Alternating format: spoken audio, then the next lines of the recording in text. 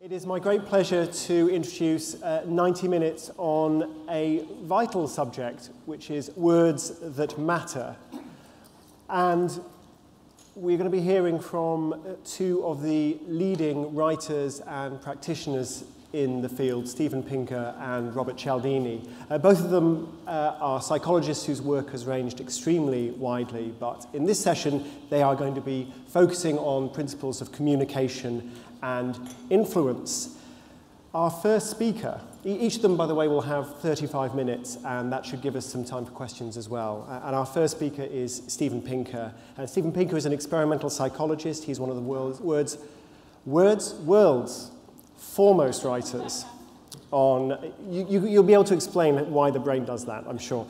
One of the world's foremost writers on language and mind and human nature. He is currently Johnston Family Professor of Psychology at Harvard University, and he's also taught at Stanford and MIT. His most recent book, among many, is A Sense of Style. Or is it The Sense of Style? The Sense of Style. One must get these things right. Please join me in welcoming to the stage Steven Pinker.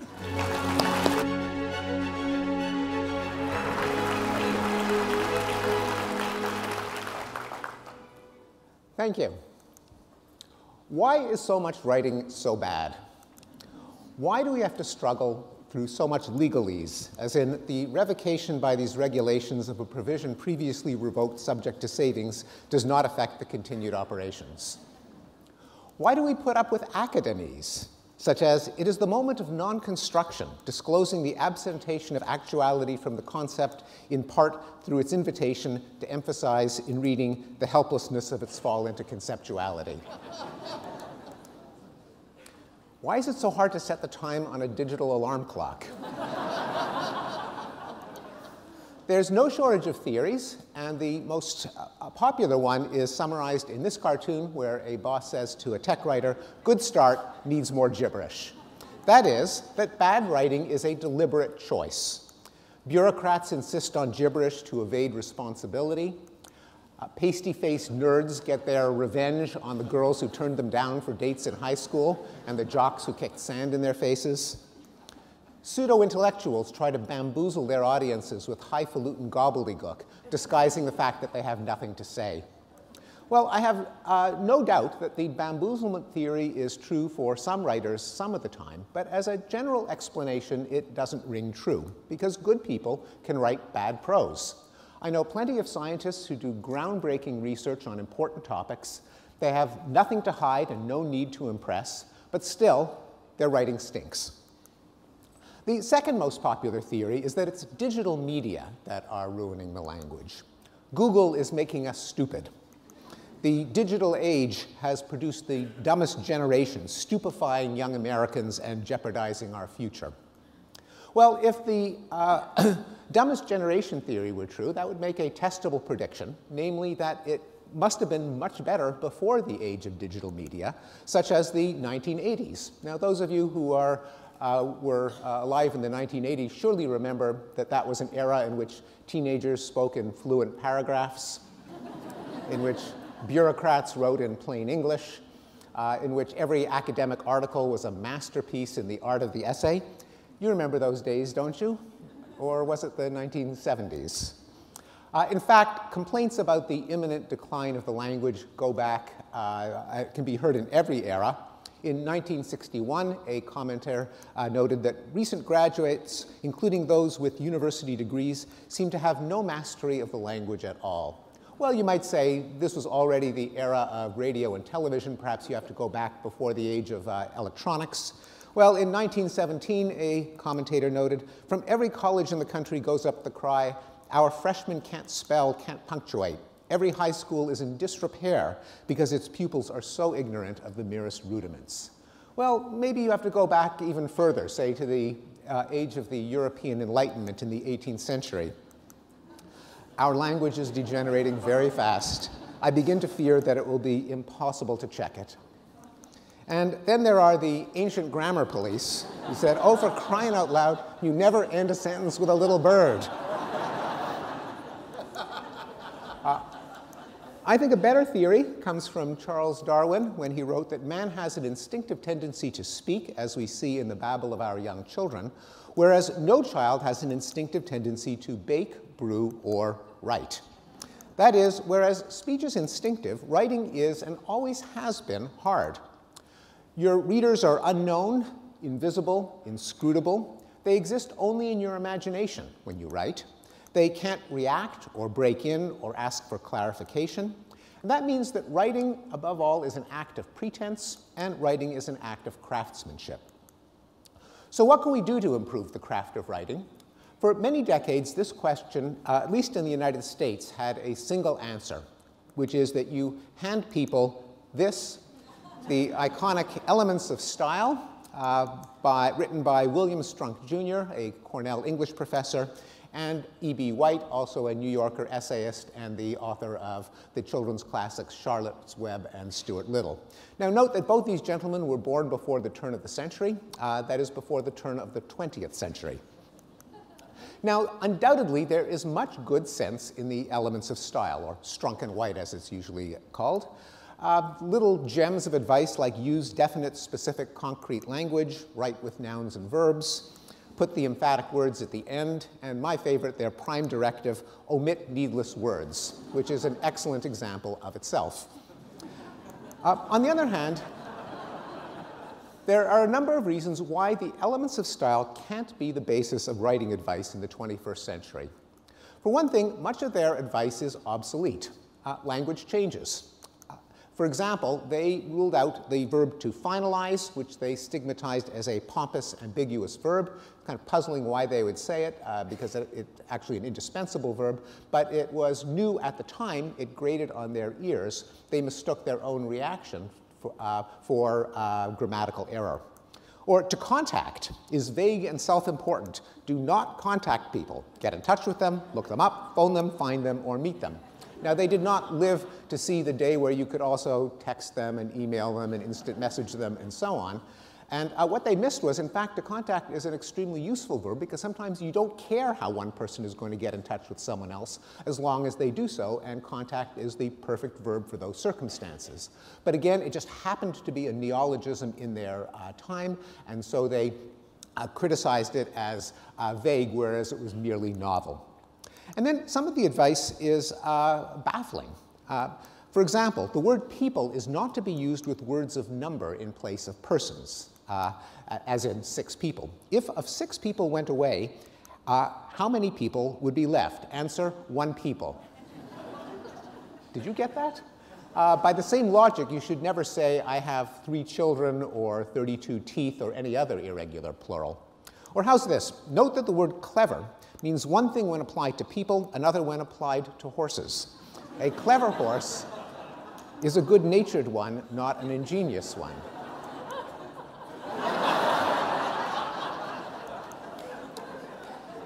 The problem with all of the traditional style manuals is that they consist of an arbitrary list of do's and don'ts based on the tastes and peeves of the authors. They are not based on a principled understanding of how language works, and as a result, users have no way of understanding and assimilating the advice, and much of the advice is just wrong. I think we can do better today and base writing advice on the science and scholarship of language, on modern grammatical theory, on evidence-based dictionaries and grammars, on research from cognitive science on what makes sentences easy or hard to read. And that's what I tried to do in The Sense of Style. It begins with a model of effective prose communication. As I mentioned, writing is an unnatural act, and good style requires, above all, a coherent mental model of the communication scenario, how the writer imagines the reader, and what the writer is trying to accomplish. There are a number of such models available, but I think that the one most worth attending to was outlined by the literary scholars Francis-Noël Thomas and Mark Turner, which they call classic style. The model behind classic style is that prose is a window onto the world. The writer has seen something in the world which the reader has not yet noticed. He positions the reader so that she can see it with her own eyes. The reader and writer are equals. The goal is to help the reader see objective reality, and the style is conversation. Now, that might seem obvious, but in fact, there are a number of other models of communication that adopt very different stances, which Thomas and Turner discuss: contemplative style, oracular style, practical style. But the one that they note that most academics write in, they call postmodern or self-conscious style, in which the writer's chief, if unstated concern is to escape being convicted of philosophical naivete about his own enterprise. They continue, when we open a cookbook, we completely put aside, and expect the author to put aside, the kind of question that leads to the heart of certain philosophical traditions. Is it possible to talk about cooking? Do eggs really exist? Is food something about which knowledge is possible? Can anyone ever tell us anything true about cooking? Classic style similarly puts aside as inappropriate philosophical questions about its enterprise. If it took those questions up, it could never get around to treating its subject, and its purpose is exclusively to treat its subject. Now, I would be defying my own principles if I just described classic style in the abstract without having something to point to. So here's a simple example. It's from an article in Newsweek by the physicist Brian Greene on the theory of inflationary cosmology. Greene writes, if space is now expanding, then at earlier times the universe must have been ever smaller. At some moment in the distant past, everything we now see, the ingredients responsible for every planet, every star, every galaxy, even space itself, must have been compressed to an infinitesimal speck that then swelled outward, evolving into the universe as we know it. The Big Bang Theory was born. Yet scientists were aware that the Big Bang Theory suffered from a significant shortcoming. Of all things, it leaves out the bang. Einstein's equations do a wonderful job of describing how the universe evolved from a split second after the bang, but the equations break down, similar to the error message returned by a calculator when you try to divide 1 by 0, when applied to the extreme environment of the universe's earliest moment. The Big Bang thus provides no insight into what might have powered the bang itself. Now, in this passage, Greene has gone through some pretty sophisticated cosmology and physics, but he does it in a way that the reader can see for himself or herself. If you can imagine the universe expanding, then you can run the mental movie backwards and see that the universe must have originated in an infinitesimal speck. And even the abstruse mathematical concept of equations breaking down, he illustrates with an example that anyone can see for themselves. You can either literally pull out a calculator and divide 1 by 0. If you try it on your calculator, it will say error. Or you can try to wrap your mind around the concept of dividing the number 1 into 0 parts to see the conceptual difficulties that are called equations breaking down. That's classic style. Now, many examples of writing advice turn out to be not just a laundry list, but implications of that single model behind classic prose. For one thing, in classic prose, the focus is on the thing being shown, not on the activity of studying it. Now, I spend a lot of my professional life reading articles that begin more or less as follows. In recent years, an increasing number of researchers have turned their attention to the problem of child language acquisition. In this article, recent theories of this process will be reviewed. Well, no offense, but not a whole lot of people are really all that interested in how professors spend their time. A classic way of introducing the same subject matter would be, all children acquire the ability to speak and understand a language without explicit lessons. How do they accomplish this feat? Now, the general syndrome of mistaking your professional activities for the content or subject matter I call professional narcissism. And it does not apply only to academics, but to pretty much any field. The news media often cover the coverage. In articles on movies and popular music, you often read about the first weekend gross receipts or the number of weeks on the chart, something that's of interest to people in the industry, but it doesn't tell you anything about the song or movie. Many of you have seen museum displays in which the sign on the showcase instructs you on shardology and rubblography, namely classification of taxonomies of pottery styles without saying anything about the people who made the artifacts. And then government and business websites and pamphlets often will instruct you in their bureaucratic organization rather than in the information that you really want to obtain. A second feature of classic style is that it keeps up the illusion that the reader is seeing a word a world rather than just listening to verbiage. And that illusion can be shattered when a writer reaches for handy cliches, leading to the classic bit of advice: avoid cliches like the plague. Now, we're all familiar with the kind of writer who dispenses prose like this. We needed to think outside the box in our search for the Holy Grail, but found that it was neither a magic bullet nor a slam dunk. So we rolled with the punches and let the chips fall where they may while seeing the glasses half full. It's a no-brainer.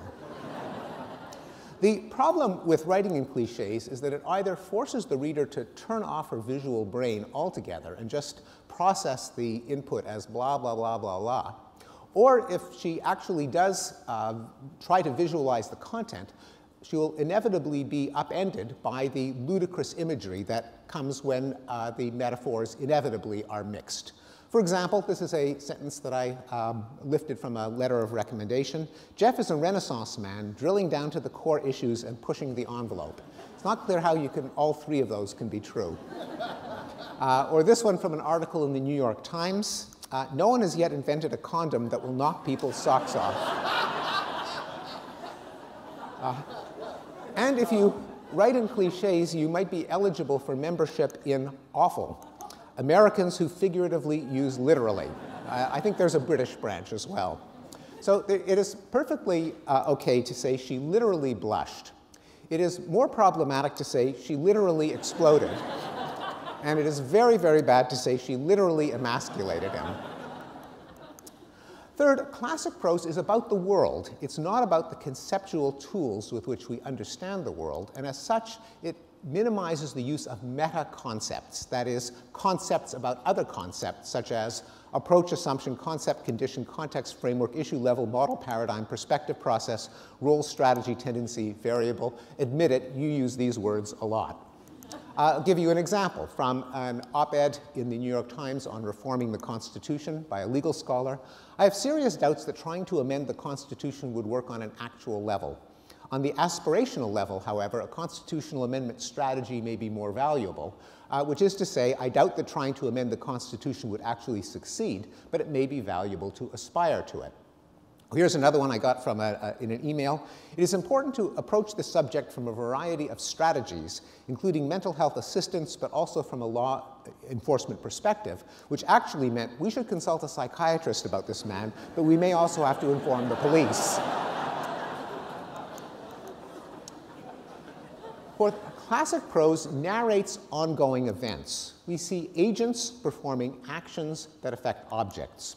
Non-classic prose thingifies events and then refers to them using a dangerous tool of English grammar called nominalization, turning something into a noun. So instead of appearing, you make an appearance. Instead of organizing something, you bring about the organization of that thing. Helen Sword, a literary scholar, calls them zombie nouns because they kind of lumber across the scene with no conscious agent actually directing their actions.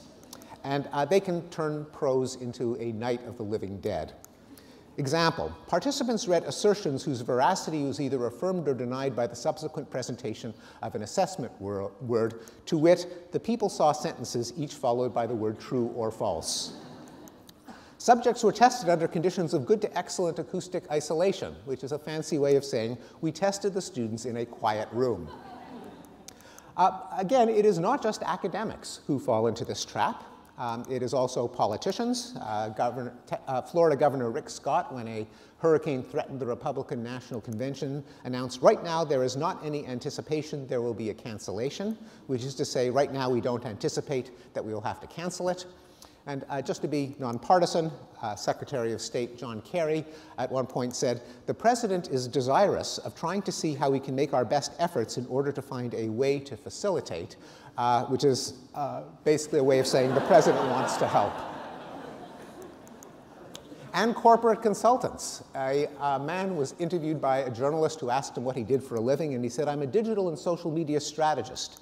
I deliver programs, products, and strategies to our corporate clients across the spectrum of communications functions. When the journalist pressed him to say what he really did for a living, he finally broke down and he said, I teach big companies how to use Facebook. And product engineers. Combustion heaters and portable generators used to carry warning stickers with verbiage more or less like this. Mild exposure to CO can result in accumulated damage over time. Extreme exposure to CO may rapidly be fatal without producing significant warning symptoms. Yeah, whatever. And as a result, several hundred Americans every year asphyxiated themselves and their families by running heaters and generators indoors. And so they replaced the warning with this differently worded sticker. Using a generator indoors can kill you in minutes. So classic style can literally be a matter of life and death. Literally. So how can an understanding of the design of language lead to better writing advice?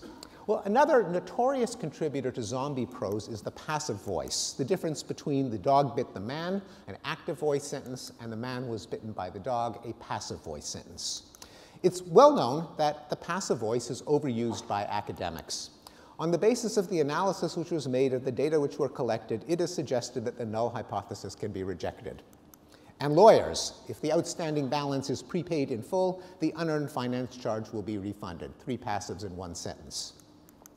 And perhaps most infamously of all, politicians. This is New Jersey Governor and Republican presidential candidate Chris Christie, who, in fielding questions about why his administration caused a mammoth traffic jam, presumably to punish a mayor who didn't support his bid for re-election, he said, "Mistakes were made."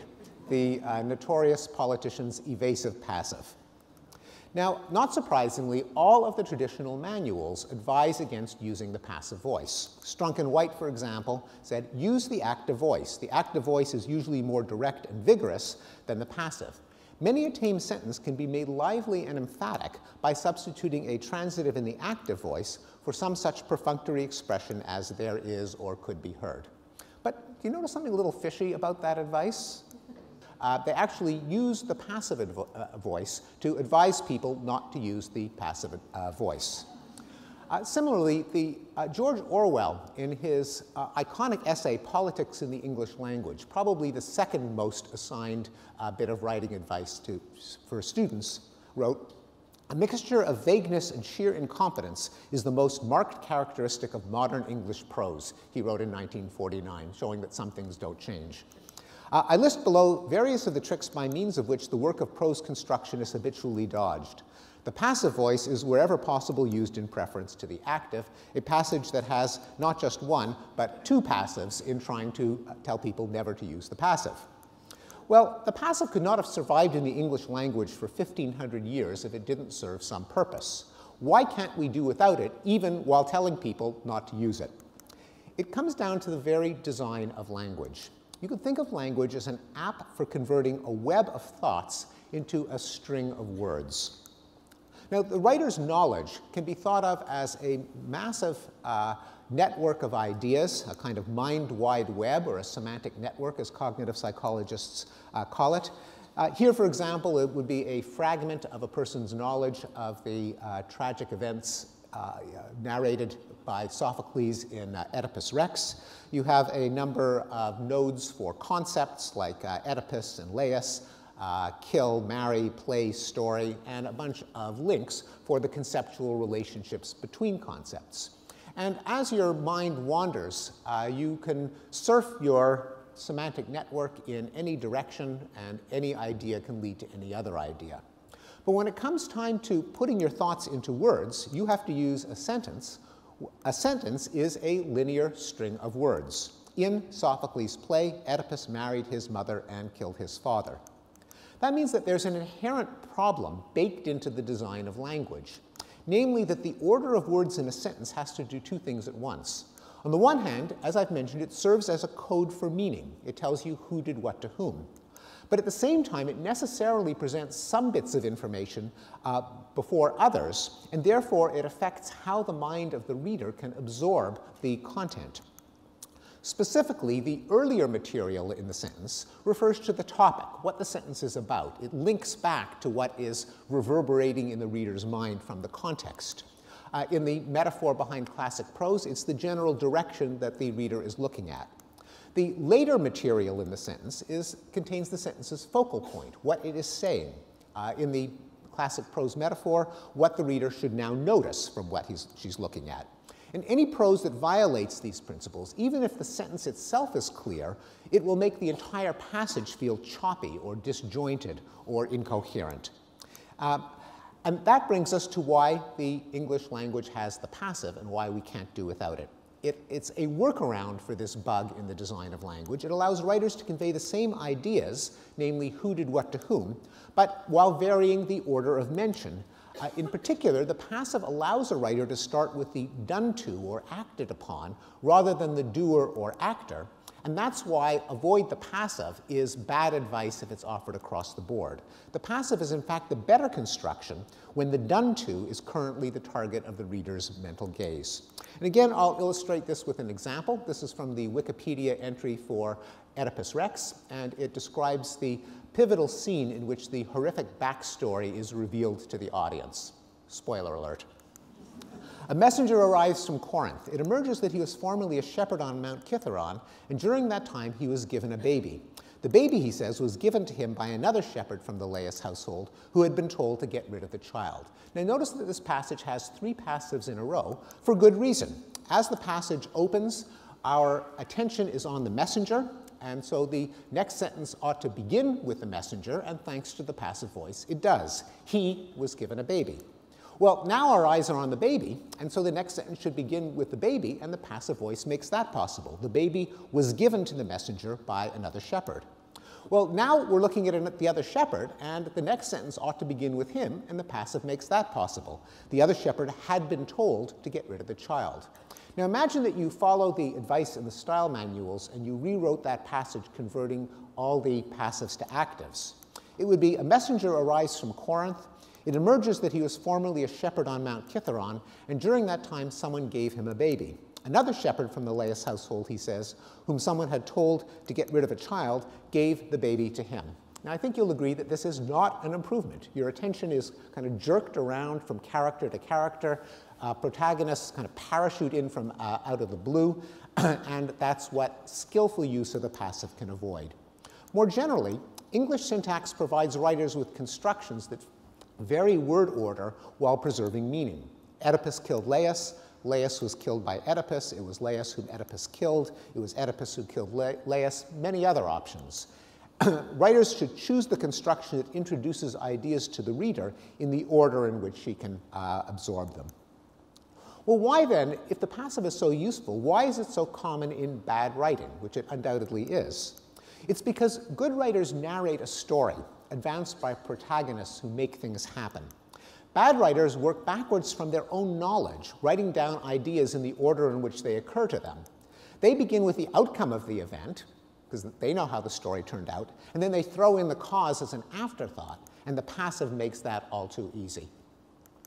The final topic of this presentation is why this should be so hard. Why is it so hard for writers to use the resources of the English language to convey ideas effectively?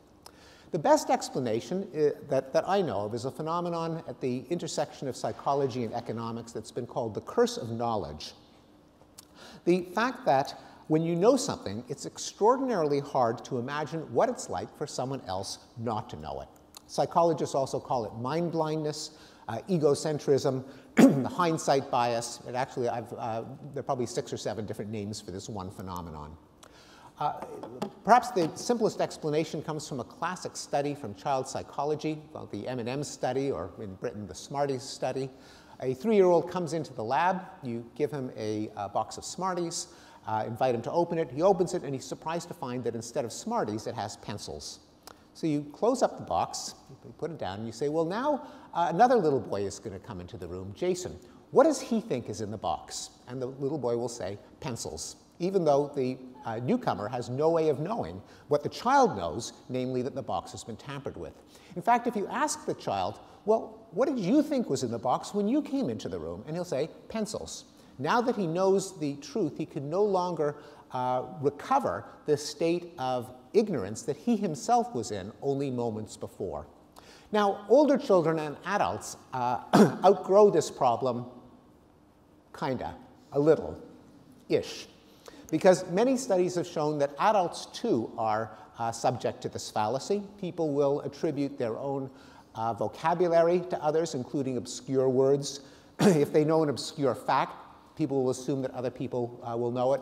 And in some studies, the more experience someone has with a gadget, like a smartphone, the less time they estimate it will take other people to learn it, simply because it's so obvious to them. I think that the curse of knowledge is the chief contributor to opaque writing, and for the purpose of this audience, for other forms of communication, websites, pamphlets, charts, and so on. That is, it simply doesn't occur to the writer that readers haven't learned their jargon, don't know the intermediate steps in an argument that seem too obvious to mention, can't visualize a scene that's currently in the writer's mind's eye.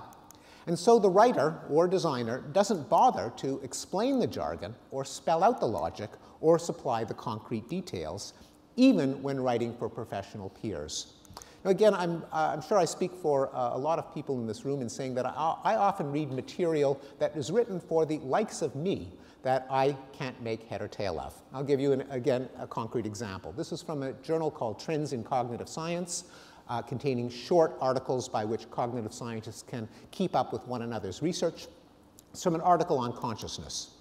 The slow and integrative nature of conscious perception is confirmed behaviorally by observations such as the rabbit illusion and its variants, where the way in which a stimulus is ultimately perceived is influenced by post-stimulus events arising several hundreds of milliseconds after the original stimulus. Now, I've been in this business for almost 40 years, and I have no idea what they're talking about. I teach illusions in my psychology course, but I'd never heard of the rabbit illusion, nor did I know in this context what a stimulus or post-stimulus event was actually referring to. So I went to my bookshelves, and I found a perception book that had something called the cutaneous rabbit illusion. Here's how it works. The person closes his eyes, sticks out his arm. The experimenter taps him 3 times on the wrist, 3 times on the elbow, 3 times on the shoulder, and the person feels a continuous set of taps running up the length of his arm like a hopping rabbit, hence the rabbit illusion. Well, why couldn't they say that? Not only is it no more scientific to talk about the rabbit illusion than to explain what it is, it's actually less scientific. Because knowing concretely what the cutaneous rabbit illusion is, I could follow the scientific argument. Namely, it's alleged to show that consciousness does not track sensory events in real time, but the brain is constantly editing events retrospectively to give rise to a coherent perception. But knowing that, I can then criticize or try to think of alternative explanations or accept it, something that I can't do if the writer simply alludes to stimulus this and post-stimulus that. My favorite illustration of the constant temptations to abbreviate in ways that might be opaque to an audience come from an old joke, which I will share with you. A man on vacation goes to a Catskills resort and walks into the dining room, and he sees a bunch of retired Borscht Belt comedians sitting around a table. And so he joins them. And here's one of them says, 47, and the others burst out into uproarious laughter. Another one says, 112, and again, just peals of laughter, everyone doubling over. And he can't figure out what's going on. So he asks the guy next to him, he says, what's happening here? The guy says, well, you know, these old-timers have been around each other for so long that they all know the same jokes. So to save time, they've given them each a number. Now they just have to say the number instead of going through the whole joke. The guy says, that's ingenious. I don't know, why don't I try it? And so he says, 32. Stony silence. 87. Everyone stares at him, no one laughs.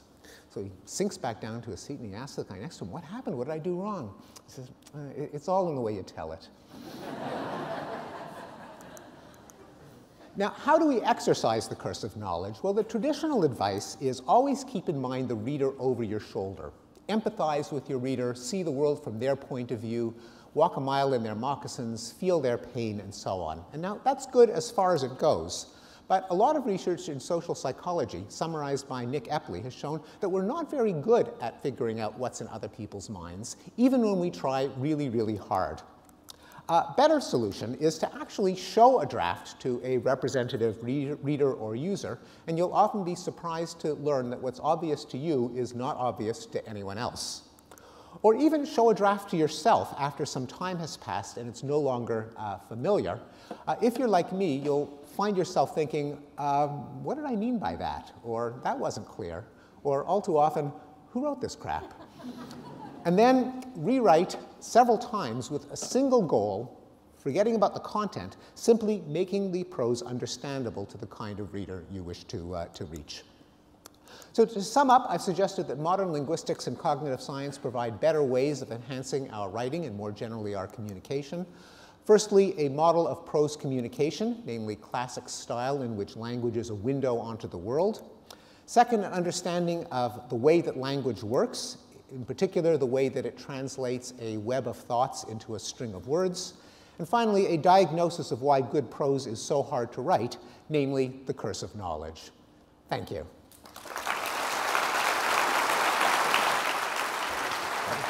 Have a seat.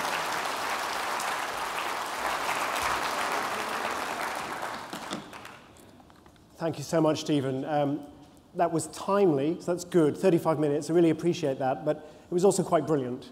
My mind has been blown, and I mean that in a totally non-literal sense. But I learned a great deal, and I'm sure everybody else did. You will have your opportunity to put questions to Stephen Pinker in a little while. In fact, well, I would say approximately 35 minutes, depending on whether Robert Cialdini is as timely as Stephen Pinker was.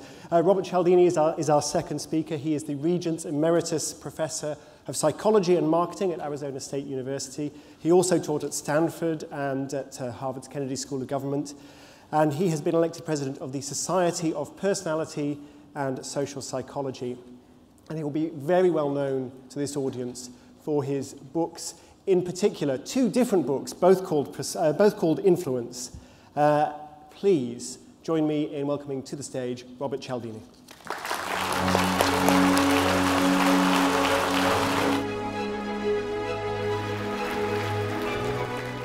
Well, thank you. Very pleased to be here today. And I have to say I was compelled by Stephen's remarks about the curse of knowledge. So I'd like to maybe detour a little bit from my initial comments to consider that problem and how it's worked for me, and to take issue with one thing that you said. I really think that is an important problem that we have to avoid. It subverts our ability to write and to formulate programs for audiences that are not those that we typically surround ourselves with. And so what I found as helpful is to surround myself, whenever I'm writing for a popular audience, with cues of that audience, with stimuli that bring my attention to the traits and preferences of those individuals. Because what I typically would do when I began writing for a popular audience was to put over my shoulder not one of those audience members, but one of my colleagues who was an expert on the topic that I was writing about. And I had to, for purposes of accuracy, satisfy that individual before I allowed myself to go on to the next paragraph. And here was the flaw. I was focused almost entirely on an academic way of thinking and knowing and communicating. I was using a language, a vocabulary, a diction, a style that was unique to this academies and structure that Stephen was talking about. While he was talking, I wrote down, best to my memory, the first sentence of the first book I wrote for a popular audience, my first draft at it. Because over my shoulder, there was this expert on the topic that I had to satisfy. It went as follows. My home discipline, experimental social psychology, has as its domain the scientifically structured study of the factors attendant to the systematic processes of social influence. That sentence could have justly had space on Stephen's slide.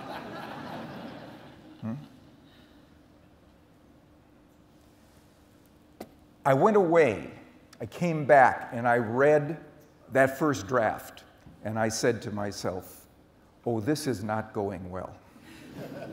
This has to change.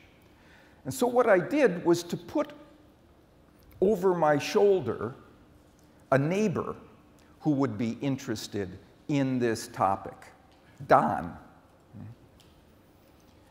And what that forced me to do, as well as having the academic expert over me, I had somebody else who I had to satisfy before I went on to the next paragraph. And here was the result. That process created the following modification. So that first sentence changed mercifully to, I can admit it freely now. All my life, I've been a patsy, a pushover, an easy target for the appeals of sales operators and fundraisers who've come to my door.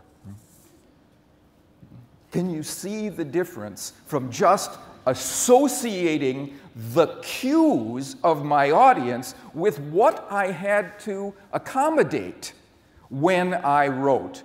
Had to get both of those people, both overseers had to be satisfied before I allowed myself to go on. The expert for purposes of accuracy, the audience member for purposes of readability. Some people have said to me, you know, Cialdini, you write in a kind of engagingly conversational style when you write about science. How do you do that? This is how I do it. You can do the same. Why not? We all have two shoulders, right? And a shoulder is a terrible thing to waste, actually. Say it that way. Okay, let's move on to my topic, which is persuasive communication. A number of years ago, I infiltrated the most popular influence professions of our society as a kind of spy of sorts. I entered their training programs to learn which principles of influence they thought were most effective in moving people powerfully and reliably toward assent. I did that in order to find out what would work outside of my laboratory in a much grander study that was being done than I could ever conduct inside my lab. What were the principles of influence that emerged, that evolved and surfaced in all of the profit-making professions of our society? So I learned how to sell automobiles from a lot. I learned how to sell insurance from an office, encyclopedia door to door. Didn't stop there. I also learned what the fundraisers do to get us to say yes. How about the recruiters? How about armed service recruiters? What do they do to get these 18-year-old kids to put 3 years of their lives on a dotted line? Across it all, I looked for the commonalities. Which were the principles that emerged in parallel across this wide range of influence professions? And I found a couple of surprises. First of all,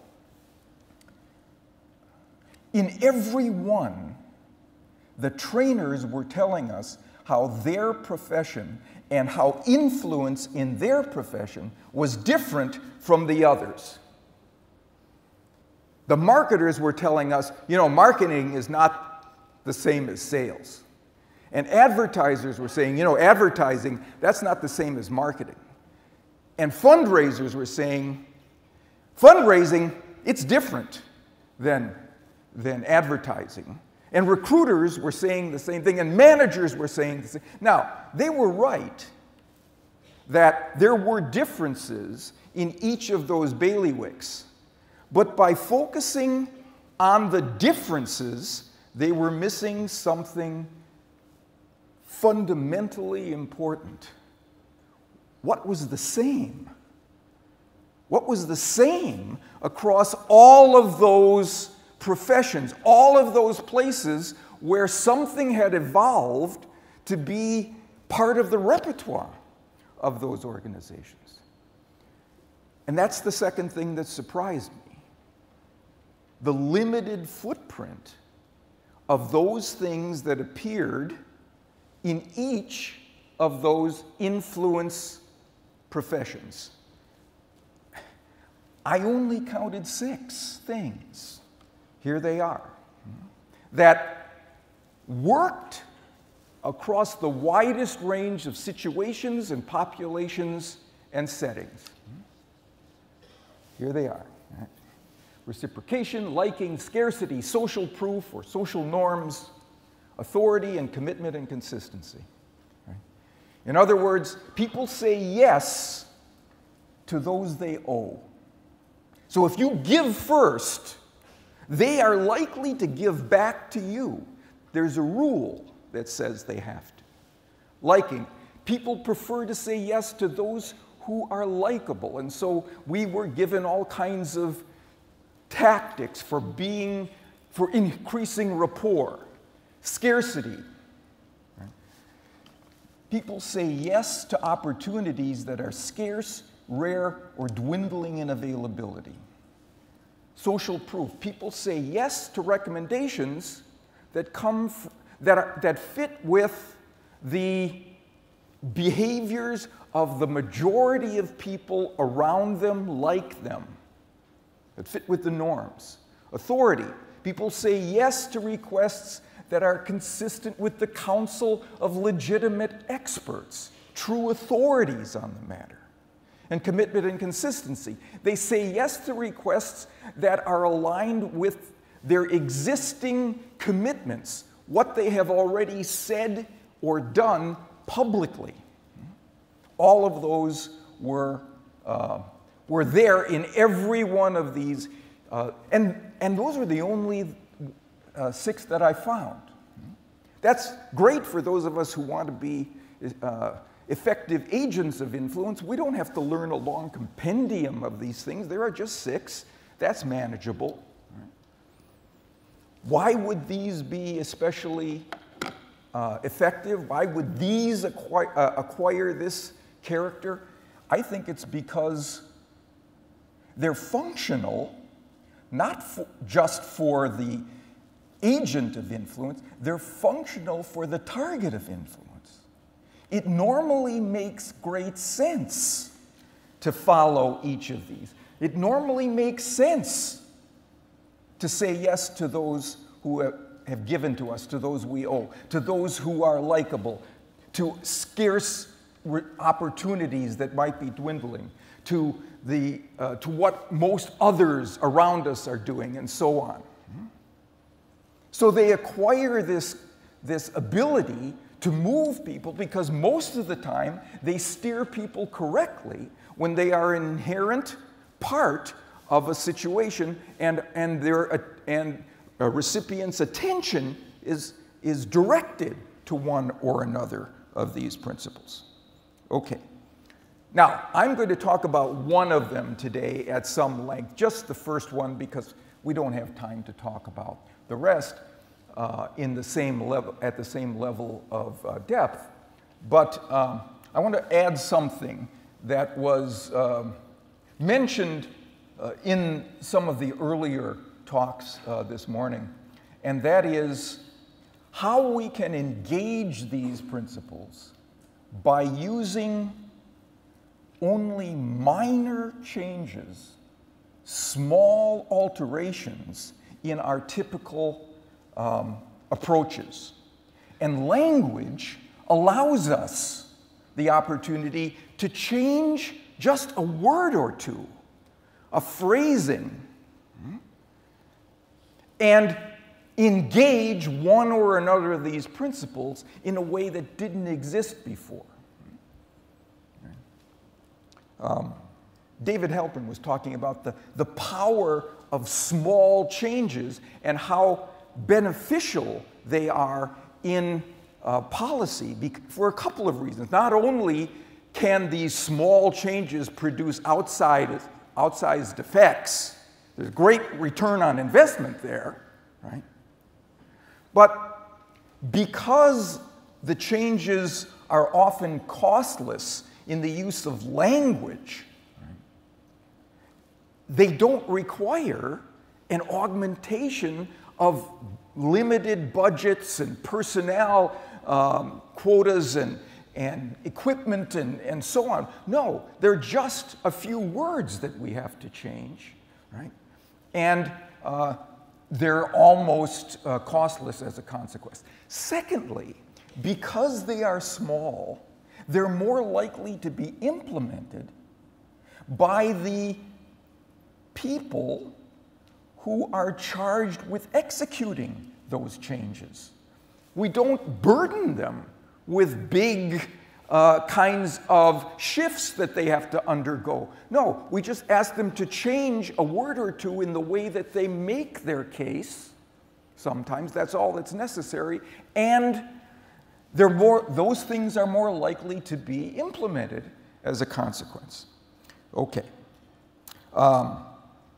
So let's talk about the first of these, the principle of reciprocation, the one that says that I am obligated to give back to you the form of behavior that you first give to me. You invite me to a party, I should invite you to one of mine. Remember my birthday with a gift, I should remember yours with a gift. And if you do me a favor, I owe you a favor. And I will say very simply, in the context of obligation, people say yes to those they owe. So the implication is we should give first. We should give benefits. We should give advantages. We should give gifts, favors, and services first, not in the traditional economic exchange model in which we say to others, you do this for us. You sign this contract and we will give you great service. You buy our product and you will be happy with it. You purchase this food item and you will be delighted. No, that is requiring that they go first. This rule says, no, you have to go first. You have to give, and then people will want to give in return. Okay. So, but that can be risky in some respects. But let's go ahead and give you an example of how this might work. How many of you are staying in this hotel? Yeah, most of us. You know that in this hotel, and in fact, the majority of hotels where you stay, somewhere in the room, there is a card asking you to reuse your towels and linen. For the sake of the environment, do this for the planet, do this for future generations. These kinds of arguments are used. And here's the one from my room. It's probably in your room too. First of all, it says, the Park Plaza, we're on a quest for a sustainable future and we'd like you to join us in this regard. Now, we've done an earlier study. It's a kind of a well-known one, so I'm not going to talk about that one. But what that study shows is the mistake that the Park Plaza has made. Instead of saying, we'd like you to join us in this regard, it should say, we'd like you to join your fellow guests in this regard. And if it said that, we got a 29% increase in willingness to hang up your towels. And if we said, join the other people who've stayed in this room in the past, room 215, just like you. Not room 214. No, those are the people across the hall. Now we get a 41% increase in willingness to use. All in keeping, right, with one of the principles we're talking about here, social proof. But this study I want to tell you about was done by my team in response to something that's going on now in the hotel industry. In fact, it's beyond the hotel industry. It has to do with something called social cause marketing, in which an organization, usually a business organization, will say to you, if you will do this, if you will buy our product, then we will donate some percentage of our profit to a cause.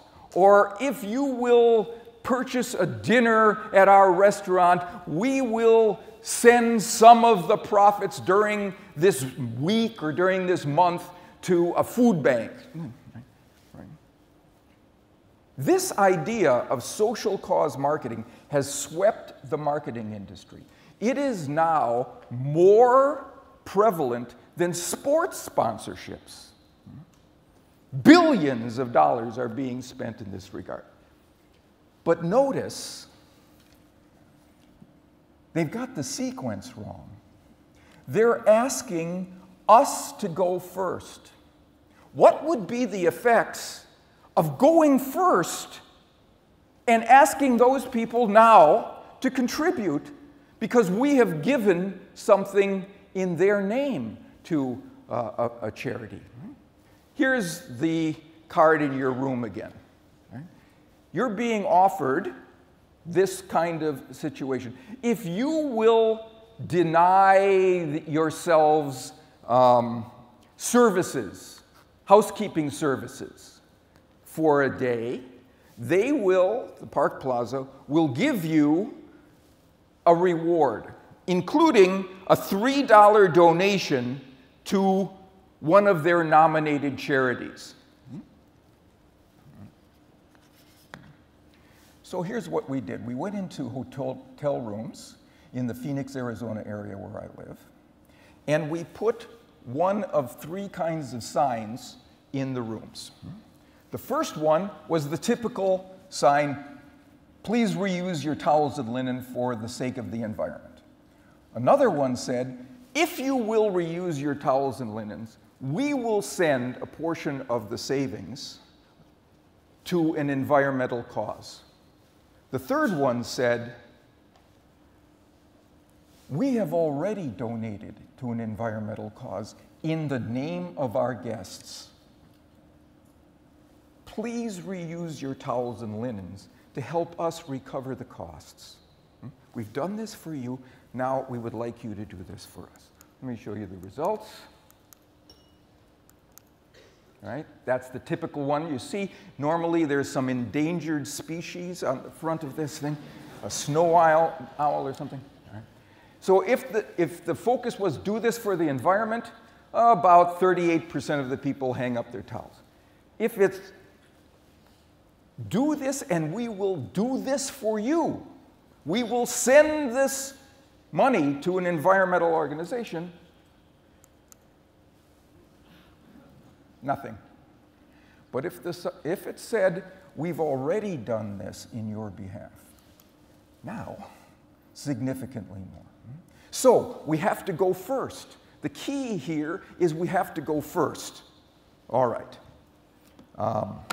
Now, what's the implication for social policy or social programs? If you're a service or a social service organization, describe what you've already done. The Behavioral Insights team, along with NHS, did a study in which they added one of 8 messages to a website where people were registering their vehicles. And it was a message asking them to opt in to organ donation. The one that was most effective had a reciprocity base. It said, essentially, if you needed an organ transplant, would you want one? Well, NHS has developed a system to help you with that. Please help others as well. That produced an extra 100,000 registrants. That sentence. So we just tell people what we've already done for them that they might not recognize. Taxers, we have tax people out here? You're entitled to tell citizens what not just taxes will provide them if they pay, but what they have already provided them. Remember that park you used to love to go to as a child? And remember the bridge you had to walk across to get there and the street that you had to take? We did that for you. It's your turn. It's your turn to be a benefactor because you've been a beneficiary. That's the rule. It's how people live. This rule exists in all human cultures. There's not a single society that fails to train its members from childhood in this rule. And in every one of those languages, we have very nasty names, don't we, for people who don't play by the rule. In English, we call them spongers, right? Or moochers, or takers, or teenagers, actually. And nobody wants to be labeled like that. So people are going to go to great lengths to give back to you if you go first. Okay. Now, but let's ask a different question. Of all the things you can give first, what features of it will be most likely to cause people to give back to you at the highest possible levels of recompense? Turns out there's research on it, and here's the answer. If what you give first is meaningful, unexpected, and tailored or personalized to the circumstances or needs of the recipient, they will not only stand ready, they will stand eager to give back to you at the highest levels. Here's the best evidence I know. It comes from a study in a restaurant, right, in New Jersey. Waiters were trained to come to the table under various conditions. In the control condition, they just came at the end of the meal, said thank you very much, and handed them the bill. In a reciprocity condition, they came equipped with a sweet, one on the tray for each diner, and tips to the waiter went up 3.3%. Now, you might say 3.3%, that's not a lot. If you could increase your compliance levels by 3.3% for the price of a sweet, wouldn't that be worth it? Now, here's why I like this study. The researchers didn't stop there. There was another condition. In this case, the waiter came to the table with 2 mints for each of the diners. And they said, 2? Really, 2? That's unexpected. And tips went up 14%. Now, remember I said I like this study? Actually, I love this study because there was a third condition. In this case, the waiter came to the table with 1 mint per diner. thank you for your kind service, turned to walk away and stopped himself and came back and said, you know what? For you nice people. And he put the second mint down. And tips went through the roof. All in keeping with this rule. Now you might say, come on with sweets. We're talking about, that might increase tips in a restaurant a little bit, but can it really impact the kinds of behaviors that we're asking for in large-scale programs that change around the features of society? Like how much people are willing to donate generously to charities. Well, once again, I'm going to take my hint from a study that the Behavioral Insights team did. They went into an organization, an investment banking company, right, and gave investment bankers, right, a request to donate a full day of their salary to charity. Full day of an investment banker's salary, right? If they accompanied that request with a small packet of sweets, twice as many people said yes. You went from 5% to 11%, donating a full, for sweets, for a packet of sweets. Small things make big differences because they release the power of big tendencies in us, like the rule for reciprocation. By the way, this study has been repeated this year, and once again you find that people who receive a packet of sweets help significantly more, but they help particularly more if the packet of sweets is a complete surprise to them. It's completely unexpected. They didn't realize that that was going to be. Now it triples compliance. In keeping with what we're talking about, meaningful and unexpected. But I'm going to say that finally, the last of these factors, giving what is tailored or personalized to the individual, is the most powerful of these factors. You should think about what you can give that will meet the needs, the challenges of your audience. Here's an example. Study was done in a fast food restaurant. Right? People came in a control condition, they were greeted warmly, and then allowed to go to the counter to order. In a second condition, they were greeted warmly and given a little gift, a key ring. It wasn't related to food at all. When they went to the counter, they purchased 12% more food in their total spend. 12% more because they got a little gift. That's basic rule for reciprocation. Here's the best part of it. A third group was given a small cup of yogurt when they came in, which you would think would reduce how much food they then purchased because they had some food. Now they didn't need to buy as much. 24% increase in total spend. Why? Because people who go to a restaurant go there because they're hungry.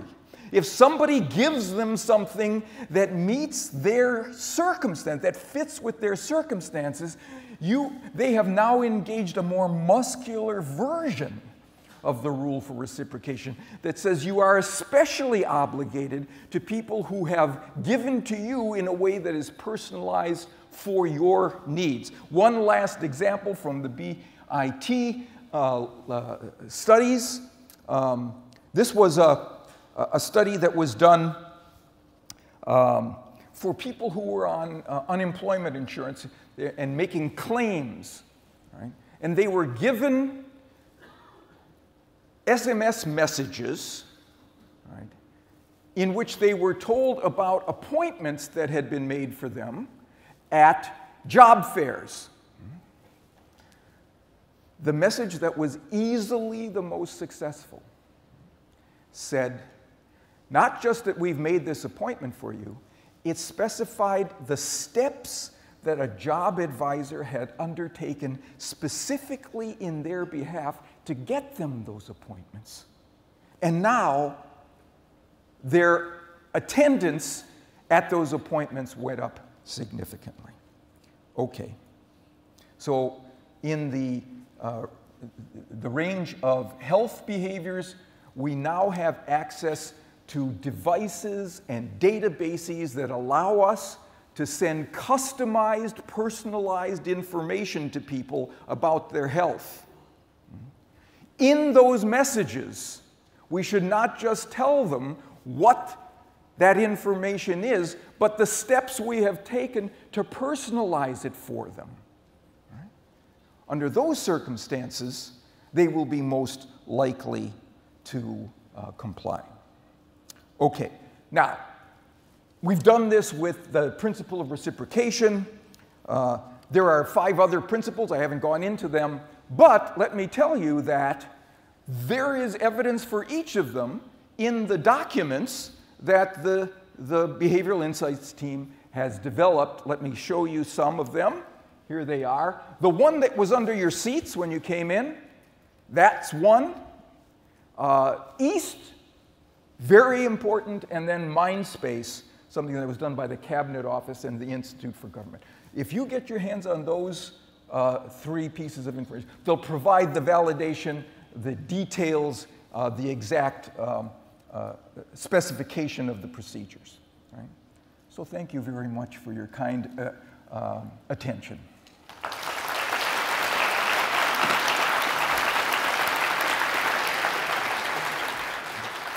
Thanks very much. Have a seat. Well, thank you so much, Robert. Stephen, if Robert tries to offer you a mint, be careful, okay? That was wonderful, and I'm sure that many of you will have questions for both of our speakers. Actually, Robert was saying just before this session, what is it with this 3 questions at a time thing? Is that an English thing? And then Stephen came up to us and said, I was just wondering, what is it with this 3 questions at a time thing? Is that an English thing? And then they both explained to me that basic principles of cognitive psychology say we should take 1 question at a time. So I'm going to take 1 question at a time. Please put your hands up to ask your question. We'll get microphones to you. But before, I'm going to take the chairman's prerogative before I take a question and just ask a question of Stephen, which is, Stephen, what you've told us, it's within the grasp of governments to do quite easily. All they need to do is hire an editor, and governments can then communicate more clearly. Is to hire an editor. Hire an editor. Hire an editor, you've got an external view, you've got somebody who understands where the reader is coming from. All you need is a bit of money, and governments have got plenty of money. So why is that done so rarely, do you think, by bureaucracies?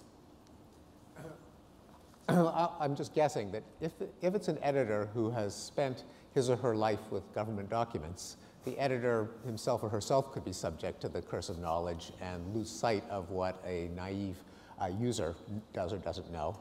The other is that I suspect a lot of time editors, I don't know for sure that editors aren't hired because it just seems so obvious. You don't need the editor. It's whoever designed the site or document or wrote it sees it as perfectly clear, and who needs the editor, other than to the usual mechanical copy editor's changes of making sure the semicolons go in the right place.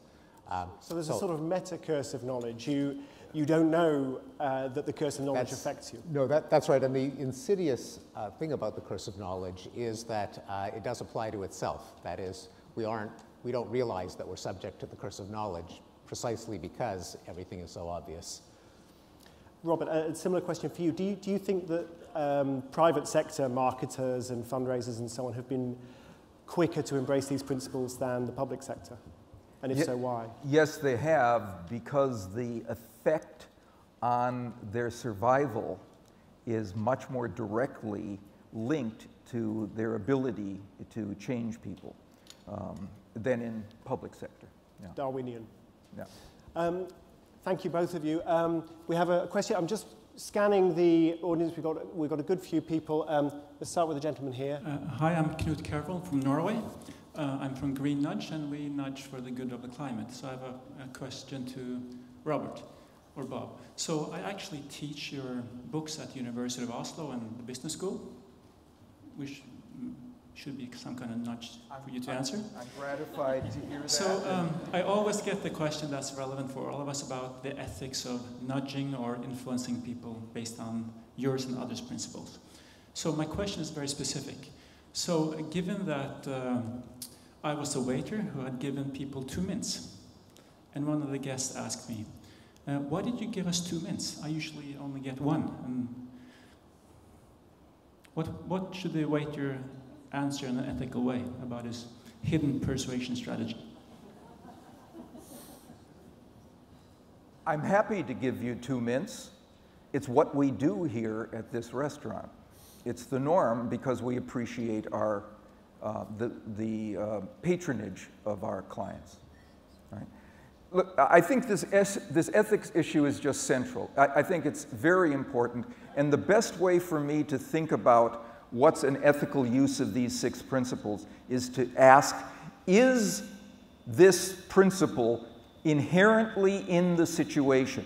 Is there true expertise? If so, I get to point to it. Is there true scarcity? If so, I get to point to it. Is there true social proof? If so, I'm entitled to that, right?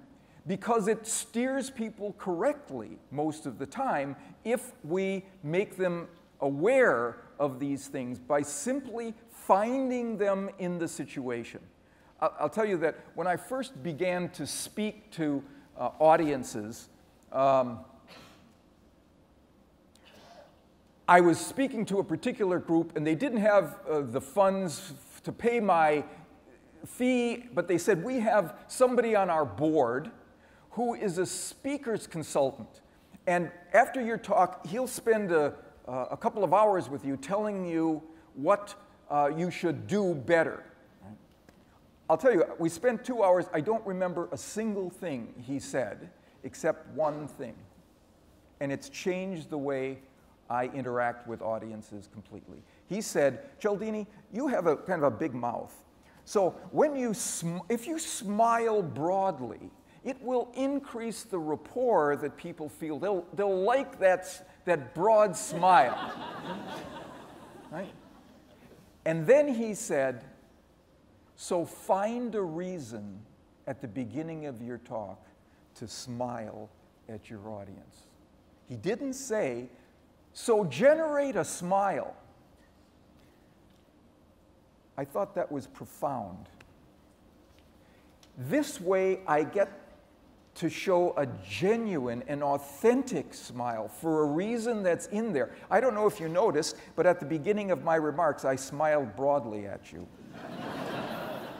The reason was, it was easy for me to smile at the heartening scene in front of me. 900 people here to learn about behavioral science as it informs public policy and public programs. In 5 years, that's unprecedented. And it was worth a smile. And it was therefore one of the things that makes the use of these principles ethically acceptable. Stephen, do you have anything to add? Or? Yeah, I mean, I'm called to mind that quote from Mark Twain, that the most important thing in life is sincerity. If you can fake that, you've got it made. That would be a little unkind. Actually, I have a question for Robert, if I may. Sure. I'm fascinated by the role of reciprocity because clearly evolutionary biologists tell us that it's one of the reasons why we've evolved to be nice to our non-relatives. It's absolutely fundamental to social life. Then there's a funny psychology in whether we classify a relationship as one of reciprocity as opposed to unmeasured sharing. And we've codified all kinds of laws and practices, like if someone invites you over for dinner, you reciprocate by having them over, maybe in a few weeks, but you don't have them over the next night. You don't pull out your wallet and pay them, even though that would be reciprocity. If you take someone out for a nice meal and then they have sex with you, that's romantic. But if you give someone the price of the meal and they have sex with you, then that's illegal. We exchange Christmas fruitcakes, and clearly that's an example of reciprocity for its own sake. Johnny Carson used to have the joke that there's only one fruitcake in the whole world and it just gets passed around by people. No one actually ever eats them.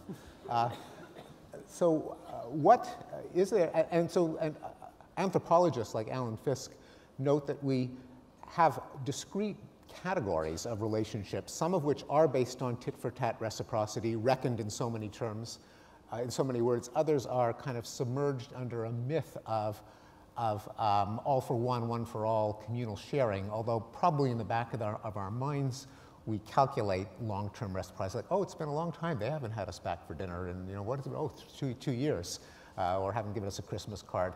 So is there some application of not just the existence of reciprocity, but the mental categorization of, on the one side, tit-for-tat exchange, on the other side, sharing, but really a euphemism for some longer-term reciprocity? And does that enter into the way that these requests have to be framed? Yes, in fact, there are those two categories that you've described, communal sharing on the one hand versus exchange-based sharing. Margaret Clark has spearheaded that research. And what you get in tit-for-tat kinds of exchanges is indeed a calculated exchange. Well, you took me to lunch yesterday, so it's my turn, and you take them to about the same level restaurant that they took you to, and so on.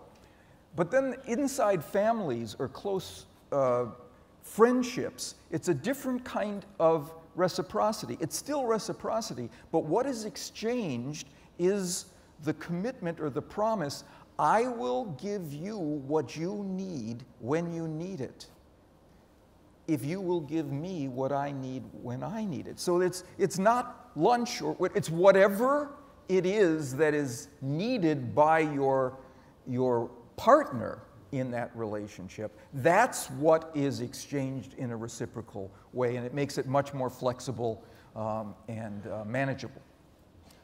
Let's try and take another few questions, but one at a time. Lady at the back. My name is Elizabeth Dunn. I do research on charitable giving and happiness, among other topics, and I'm a longtime fan of the towel research, but I was curious about your work showing that it's good to sort of make people feel that their contribution has already, the hotel has already paid for this contribution, and now it's your turn to pay it back, kind of. Because while I see clearly that increases the extent to which people reuse their towels, work that we've done and work by others suggests that making people, or rather encouraging people to engage in pro-social behavior, makes them feel happy so long as you don't sort of make them feel that their behavior was not freely chosen.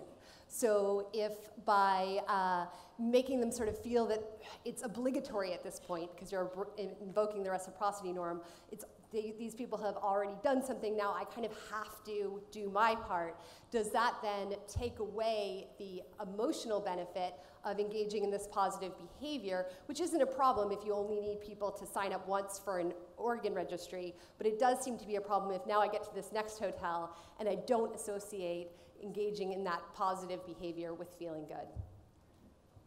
Yes, Elizabeth, I love your book, by the way. Happy Money, Yes, right? thank you. Yes. Great book. But I'm going to take issue with your premise, and that is that by telling people that you've already given in their name, they recognize somehow that their options are reduced. They don't recognize it. They still see themselves as having choice. Freestanding entities, they can decide to do it or not. And so we don't have to confront that particular barrier. We don't have to scale that barrier. is not unlike those dissonance experiments of long ago where you told people that we didn't have, we had plenty of people in this condition. We really need you over in this condition here, right, where you make a counter-attitudinal statement. They still believe that they had choice, even though they were walled into that choice. It's this, I would say, similar. We don't have that problem. Any other questions? And since we've had a couple of questions for Robert, I know you're all influence and persuasion geeks, but has anybody got a question for Stephen? Can we get a microphone to the lady in the front row, please? I was wondering if you could touch briefly on the inclusion of emotional words when we describe something that can be quite abstract, and how we can do that in financial industries, for instance, or in medical industries where people are encouraged not to use emotive words to communicate effectively. Certainly, the English vocabulary gives a writer a lot of choices among synonyms that differ only in their affective coloring.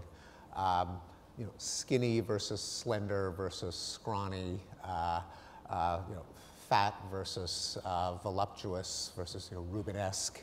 One of the skills of writing is to choose among the synonym sets the one that conveys the aura that you want to convey for a particular concept. Is that the kind of thing that you had in mind? Yes, that builds on it. I was thinking more, how can you make fairly emotionally flat topics more exciting emotionally, or more arousing emotionally? Oh, yes. Well, part of it goes back to the metaphor behind classic style, that language is really a frame or a window, that paradoxically, the key to good writing, I think, is not to take the language itself as your object of study, but to paradoxically craft the language so that people don't even pay attention to the language, they pay attention to the experience or the sensory aspects, what you can see, what you can hear, what you can motorically enact, and the skill of writing is to almost present a virtual reality with words as the medium. Part of that is using the fresh as a metaphor as opposed to the cliche, so that people are engaged to visualize something. The emotion often comes not so much from an emotion word, although it can as well, but rather from the actual thing that the person is experiencing in the virtual reality of their mind's eye, and then they have the appropriate emotion on seeing that. So instead of saying, I give an example in the book of an evocative passage about the migration of African Americans in the United States from the deep south to northern cities between the two world wars. And the writer, Isabel Wilkerson, says this migration was initiated by a young man who was afraid that a wrong look at the boss's wife could leave him hanging from an oak tree. Now, there isn't actually any word there that has an emotional connotation. It's the image. And if instead he said fear of lynching, or even worse, fear of racial discrimination, it would not have had the same emotional impact as that concrete image. Or another example is a typist who can't get a job in an office and has to remain working on a farm. Again, that is evocative in putting yourself in the shoes of someone with frustrated aspirations. But it's done not by hitting you over the head with heart-wrenching words, but actually describing a plain as day scenario such that when you put yourself, when you see it, when you put yourself in your shoes, you experience the emotion as a result. And I think the most effective writing does that rather than try to tug the heartstrings directly. I wanted to ask Robert about that as well. I was quite struck, Robert, in what you were talking about with your principles of persuasion. Actually, there were no adjectives. It would be, people like you also do this. Experts say this product is good, or I have done this for you, please contribute. There was no kind of sizzle there. There was no hyping up of any of that. It was all very plain and matter of fact. Is there a role for the more sensationalistic adjectives? Do they work? Are they overused, underused? See, I don't think you need sensationalistic adjectives. Stephen is exactly right. You can use spare prose that conjures an image that has emotional resonance. There's this story of Ernest Hemingway, who was drinking in a bar with one of his editors. And Hemingway was renowned for the power of his prose, at the same time having it so spare. How did he do it? So he made a bet with his editor. This is in Key West. He was in a bar in Key West. I can write an entire story in 6 words on this cocktail napkin that everyone will understand and be affected deeply by. And if I win this bet, you be the judge, I'll buy a round of drinks for the house. Excuse me, if I lose the bet, I'll buy. If I win it, you buy. All right? So the editor said, I'll take you up on that. And he wrote 6 words on the cocktail napkin. And I'm telling you, I still get a dry mouth when I think about this. They were for sale, baby shoes, never used. And the editor got up, went to the bar, and bought a drink for everybody in the house.